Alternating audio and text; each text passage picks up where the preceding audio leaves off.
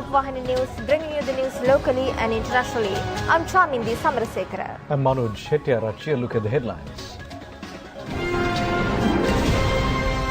The planned private bus strike halted. The Prime Minister says the country handed over by the previous regime was full of corruption. 6 people who hunted game in the Knuckles Reserve remanded. A dengue epidemical situation across 10 districts. Housing loans for 800 low-income families in Jaffna.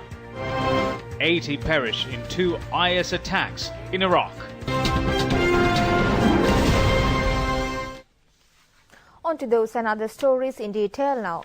The Sri Lanka Private Bus Owners Association says they have temporarily halted the strike scheduled to commence from midnight today. The decision was arrived at subsequent discussions held with the President. The association hopes to receive solutions to their issues before next Wednesday. Discussions between the Private Bus Owners Association and the Minister of Transport was held recently, centering on issues faced by the private transport sector. During the discussions, the Minister said solutions should be sought from the committee of experts sanctioned by the Cabinet. The Minister also said the process may take some time. The discussions, however, did not prove to be productive. The Private Bus Owners Association says they received a favourable response from the President during discussions held this morning.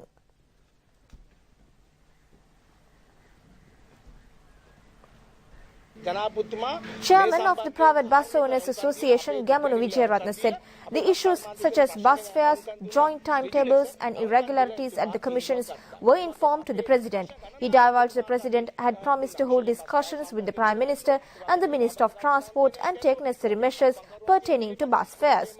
Vijayaratne said the President has afforded the opportunity for another round of discussions on Wednesday. He said the scheduled strike was temporarily halted in hope the President would provide solutions for their issues.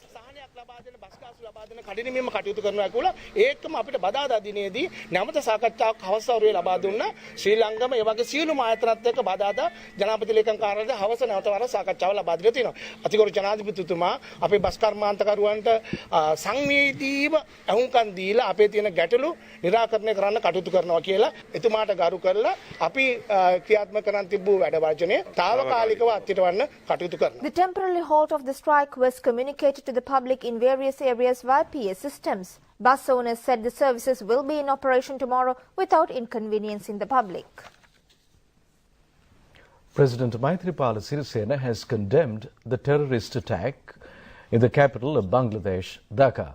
In his message of condolences to Bangladeshi Prime Minister Sheikh Hasina, on behalf of the country and its people, the President expressed condolences for the victims and all the parties affected. 20 people perished in an attack at a restaurant in Dhaka yesterday. 13 hostages, including foreigners, were liberated following a 12-hour operation launched by the Bangladeshi commandos. The security forces shot and killed 6 gunmen, while 1 was apprehended. In his message, President Maithripala Sirisena condemned such acts of terror with disgust. It further emphasized the importance of global and regional unity against terrorism. In addition, the message says the Ministry of Foreign Affairs is closely monitoring the 2 Sri Lankans freed from the grasp of the terrorists. Meanwhile, a 2-day mourning period has been declared for the victims of yesterday's attack by the Bangladeshi government.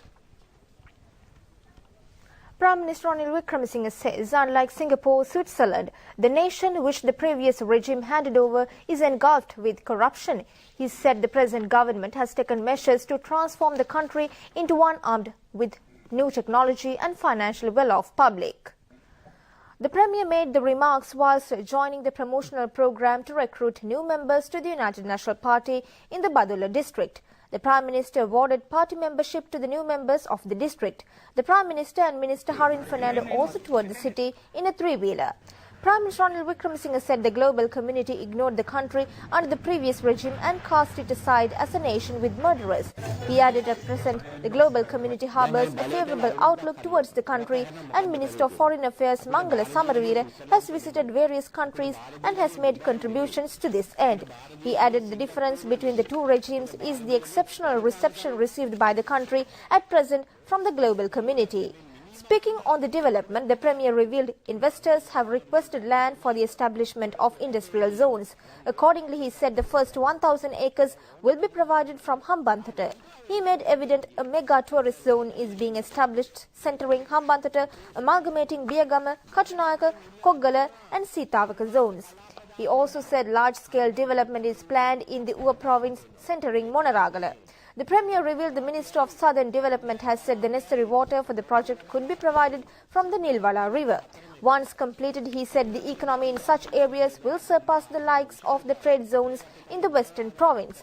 Prime Minister Ranil Wickremesinghe questioned as to who would reap the benefits of these development measures and said the entire populace of the country will be financially well off as a result, while saying he expected the prices of land to increase in Monaragala and Hambantota in the future. The Premier said transportation of fruits and vegetables from Badulla to such areas would also be a possibility. He also revealed plans to establish a mega economic zone centering Trincomalee. He made evident the establishment of both these economic zones would prove beneficial to Badulla. The Prime Minister said the government is seeking investors for these projects throughout the global community. He also revealed plans to establish an economic zone which enables the access of Hambantota, Matara, Galle and Galle to Arugambe, centering the Mattala airport. Speaking on the United National Party, Prime Minister Ranil Wickremesinghe said the fashioning of a new generation is essential to shoulder the party. He insisted the next generation should be new thinkers and should be prepared to take over the party. The Premier pledged to achieve all that is necessary and to launch the transformation of the United National Party in the 70th anniversary. Members were also recruited via electronic medium. The party promotional program held under the patronage of Prime Minister Ranil Wickremesinghe was attended by ministers and MPs of Badulla, organisers and former local government representatives. Party members of the Sri Lanka Freedom Party say they will not leave the party despite attempts to create various political and public movements. The catalysts in the defeat of former President and the SLFP during the last presidential election are once more mingling with the public in a bid to achieve their private agenda. Certain members of the public expressed this view in response to a public gathering organized by a group of opposition members in Badulla yesterday. It was organized at the Badulla Town Hall under the patronage of former Minister Basil Rajapaksa. Parliamentarian Vimal Veeravansha and former local representatives of the Badulla district were among the participants. A tense situation erupted following a group's continuous interruptions during addresses. Our correspondent said certain speeches were forced to a halt as a result.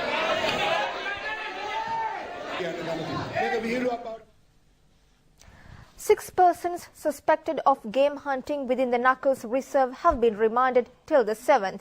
The order was issued by the Teldeni Acting Magistrate Shiromani Niyagama today. The suspected were arrested during investigations conducted by the Panvila police and wildlife officials.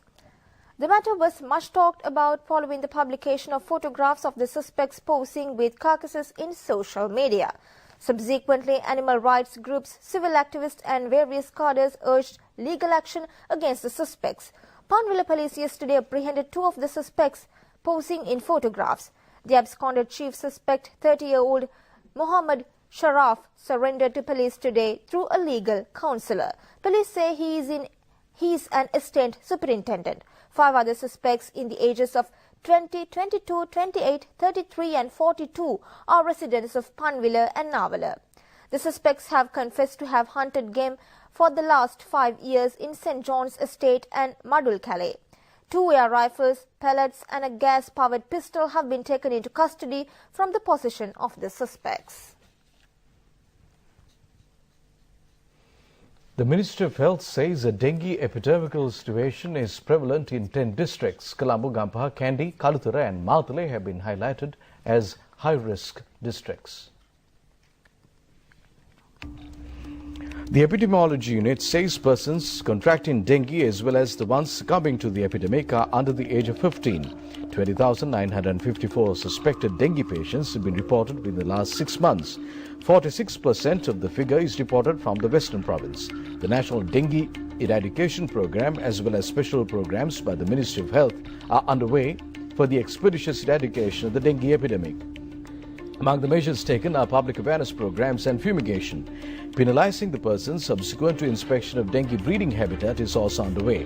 A 3-day dengue eradication program was conducted in 10 selected districts covering 35 MOH sectors by 500 teams. The dengue epidemic could only be arrested with the destruction of its breeding grounds. The Ministry of Health educates the public to maintain a clean environment devoid of unnecessary water accumulation. The coordinator of the National Dengue Eradication Program, Specialist Dr. Hasita Tisera, said over 1 million locations were inspected within the last 6 months with the assistance of the Triforces, the police and the Department of Civil Defence. He divulged approximately 20% of possible dengue mosquito breeding habitats were discarded, while mosquito larvae were discarded in 2% of the locations. Dr. Tisera said dengue mosquito larvae could habitat rain gutters and coconut shells used for rubber latex accumulation. The Telangana government has expressed a willingness to build relationships with Sri Lanka. The state's Chief Secretary Dr. Rajiv Sharma made the revelation to visiting group of Sri Lankan journalists. They hope to establish relationships and strengthen cooperation in the fields of tourism, health and social sectors. The 15-member delegations of Sri Lankan journalists consisting of editors and senior journalists are engaged in a 3-day familiarization visit. They met with the Chief Secretary of State of Telangana in Hyderabad recently. A look around Asia in a minute.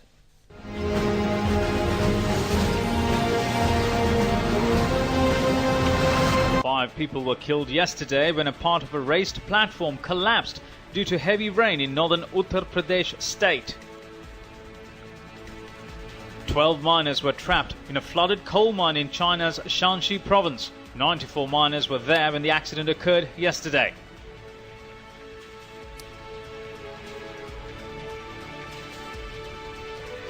A mob has burned down a mosque in northern Myanmar in the second attack of its kind in just over a week.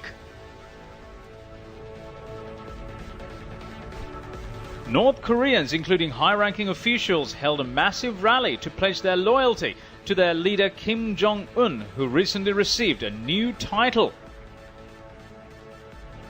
China completed the construction of the world's largest ever radio telescope today in the hopes of detecting signals from the universe.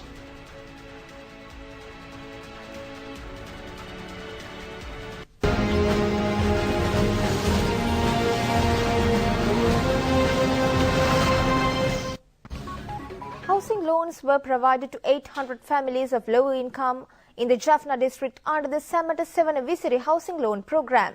It was conducted with the initiative of Minister Sajid Premadasa.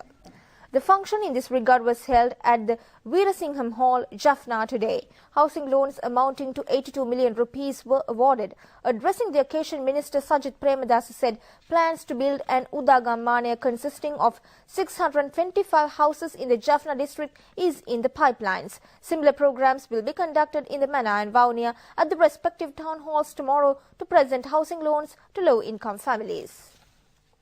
The Government Medical Officers Association says token trade union action would be observed tomorrow at government hospitals island-wide.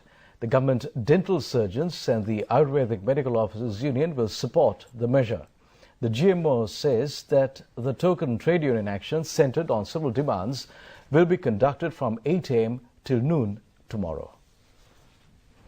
Media spokesman of the Government Medical Officers Association, Dr. Samantha Anand, said the primary objective of the measure is to express opposition to the process underway to legalize the Satam Institute and to register it at the Sri Lanka Medical Council. He said the institute is operated without the permission of the Sri Lanka Medical Council. Editor of the GMOA, Dr. Nalin Deherat, said two protests were held by the students of government medical colleges pertaining to this matter. He made lucid the message for the government is that the GMOA will revert to serious measures in case of any infringement on medical students. He also said maternity hospitals, children's hospitals, cancer institutes and kidney treatment units will be exempt from the token trade union action. Dr. Herath affirmed that no room will be left for human lives to be endangered due to the measure. He also insisted that the GMOA will not allow below-par doctors to join the medical service. He made evident that the trade union action is observed for the safety of the patients. The police have apprehended 2 suspects who attempted to rob a woman's gold necklace at a shop in Manan, Ingria. The muggers who entered the place of business around 9:45 last night had attempted to procure the necklace at gunpoint. The suspects who sustained injuries at the scene were admitted to the Horana Base Hospital. One of the suspects was transferred to the National Hospital subsequently. Police had discovered a motor car, a revolver and several ammunitions. The motor car had fake registration plates and had been obtained as a rental. Police say the suspects are involved in mugging in Ratnapura perpetrated 2 days ago.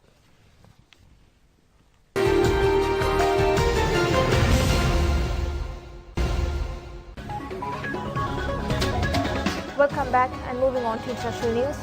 At least 125 people have been killed and 131 injured in an explosion claimed by the Islamic State group in Baghdad. A car bomb exploded near a restaurant and shopping area in the central district of Karada yesterday. The street was busy with shoppers after sundown in the holy month of Ramadan, which ends this week. There are reports the source of the blast was a refrigerator van packed with explosives. Many of those killed in the attack were children. It caused a huge fire in the main street. Several buildings were badly damaged. Prime Minister Haider al-Abadi visited the scene in the morning. IS still controls large swaths of territory in the country's north and west, including Mosul, Iraq's second largest city. But the group has been under pressure in Iraq and in neighboring Syria, where it has been targeted by government forces and US-backed rebels. International news in brief.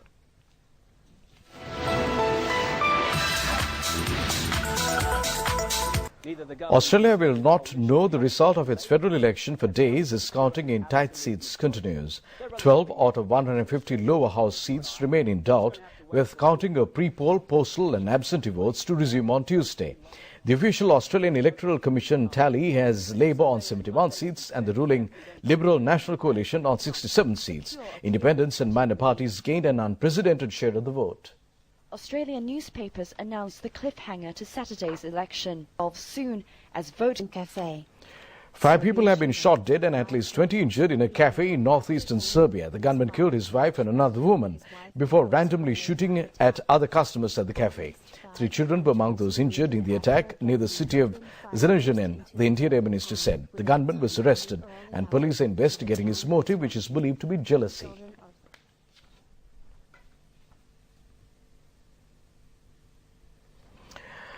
Bushfires in San Bernardino claimed several houses yesterday as officials ordered evacuations from the immediate area. The fires consumed 5 homes, injured 3 people and have burned at least 10 acres. The initial cause of the fire was being investigated.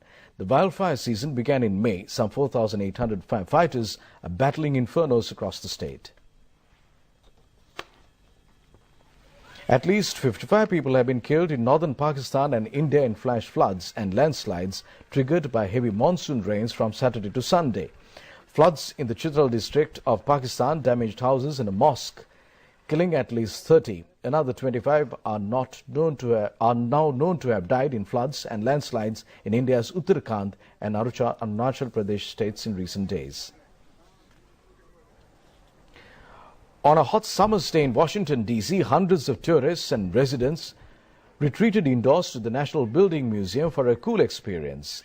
Yesterday was the opening day of the museum's Iceberg exhibition, an interactive and playful space which represents the look and feel of a glacial sea. Yesterday's opening day was just the tip of the iceberg. The exhibition runs until September 5. Berlin Fashion Week likes to take an alternative look at the fashion world, and the year one of the designers is taking a look at one of Germany's, if not Europe's, most topical subjects, migrants and funding. Amongst the glitz and glamour designer Johnny Da's models are walking down the runway in jeans under the slogan Jeans for Refugees. Da wants to feature the issue while trying to raise money.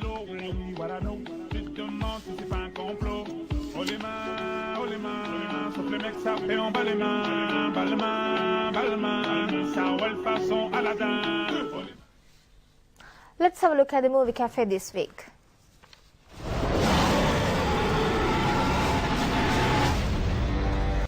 Bye, Gidget.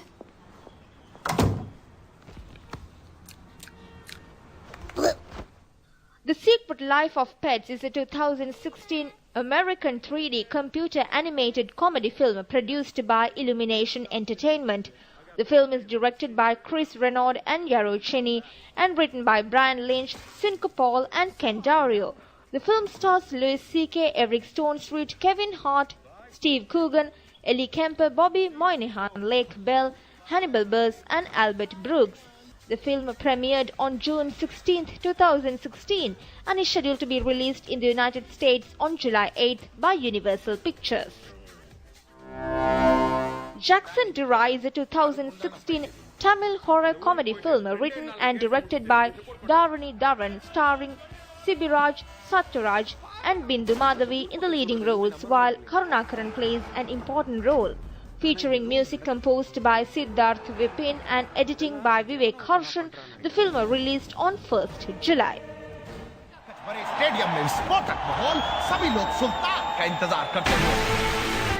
Sultan is an upcoming 2016 Indian sports drama film directed by Ali Abbas Zafar. Produced by Aditya Chopra under Yash Raj Films banner, the film stars Salman Khan and Anushka Sharma in pivotal roles and centers around Sultan Ali Khan, a wrestler who has problems in his professional and personal life.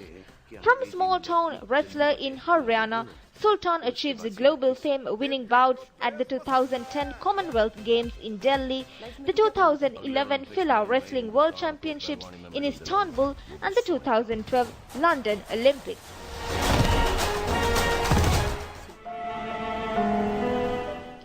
Let Her Cry is a 2016 Sri Lankan Sinhala drama film directed by Asoka Handagama and produced by Jagat Vijayanayaka. Cinematography by Channa Deshapriya. It stars Swarna Mallavarachi, Drittiman Chatterjee, Sandali Ash and Ritika Kodituakku. Music for the film is done by Chitral Somapala. The movie was screened in November 2015 at the Kolkata International Film Festival. Age Asaga, Let Her Cry, my 8th movie. Actually, after Akshara, I have been doing experimenting different type of movies for Sinhala cinema.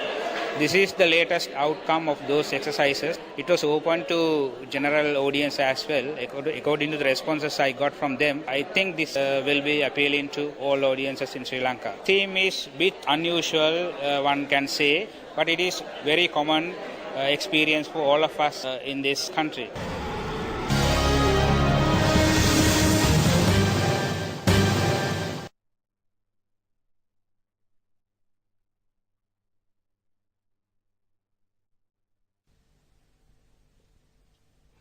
England won the one-day series 3-0 against the touring Sri Lankan team yesterday. One of the matches in the 5-match one-day series was a draw, while the other was called off due to bad weather. Sri Lanka won the toss and invited England to bat first. England, in their allotted 50 overs, posted 324 runs with a loss of 7 wickets. Joe Root top scored for England. His knock of 93 in 106 deliveries was decorated with 6 fours. Josh Buttler played in an aggressive innings, bludgeoning his way to 1745 deliveries with 7 fours and 1 6. Dhanushka Gunathilaka was the pick of the bowlers for Sri Lanka with figures of 3 for 48. Debutant Chaminda Bandara also chipped in with a wicket. Chasing a victory target of 325, the Sri Lankan team could only muster 202 in 42.4 overs. Opening the innings, Dhanushka Gunathilaka accumulated 48 runs while Dinesh Chandimal top scored with 53. David Willey was the pick of the bowlers for England with his 4 wickets. England ran away victors by 122 runs in the match played in Cardiff. Josh Buttler was the man of the match while Jason Roy was judged the man of the series. The 2020 match between the two sides is scheduled for coming Tuesday. Another 50. And a difficult one for... Angelo Matthews said he has no intention of quitting as Sri Lankan captain after yet another crushing defeat by England. He was speaking to journalists in Cardiff after Sri Lanka lost the 5th and final one-day international by 122 runs yesterday. There'll be good times as well as bad and tough times, and this is a tough time for me as a captain and also for the whole unit. So I mean, you can't run away from it. You got to deal with the issues. You got to come out of it. well, fortunately, I have a good, bunch of players who supports me right throughout. So I'm pretty sure that, if we keep improving day by day, that we can, come out of this hole as soon as possible. We've not played our best cricket. I mean, for the past 2 months, we've been having the same problems. Either batting, bowling, or fielding has let us down in every single game. And especially in the one day, as we needed a perfect day to, win against the English team.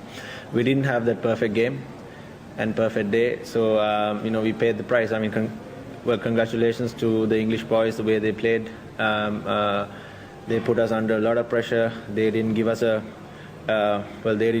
slightest of chances, and they played better cricket and they outplayed us in all 3 departments. American Sam Curry became the first man to beat Novak Djokovic at a Grand Slam in more than a year at Wimbledon yesterday. Curry's 7-6, 6-1, 3-6, 7-6 win in the third round ended the Serbian holders' run of winning 30 successive major matches. Poland's Agnieszka Radwanska easily swept aside unseeded Czech Katerina Siniakova 6-3, 6-1 in the third round. 6-3, 6-1.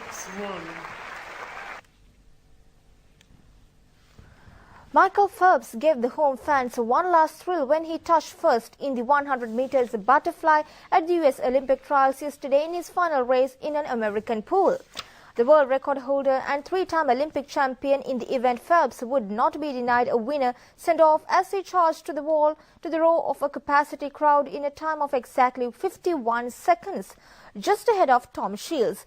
With his trials over, Phelps now head to Rio for what he says will be his 5th and final games, qualified in 3 events, the 100 and 200 butterfly and 200 individual medley, and ready to add to his staggering record total of 22 Olympic medals. While Phelps came through with the victory, almost everyone at the packed CenturyLink Centre wanted to see Kathy Ledke cruise to a commanding win in the women's 800 meters freestyle, but could not deliver the first world record at the trials that many expected. The Met Department says that several spells of showers may occur in the western, Sabaragamuwa, southern and central provinces.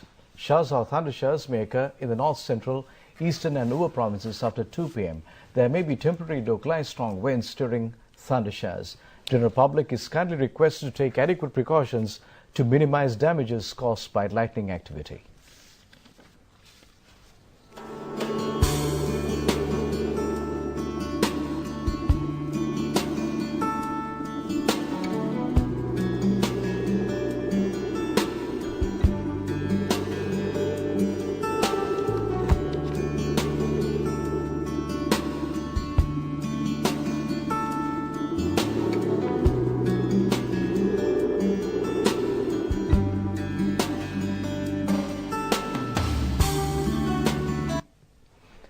With the weather forecast, we conclude tonight's news bulletin together with Shamindu. Wish you a very pleasant night. Good night.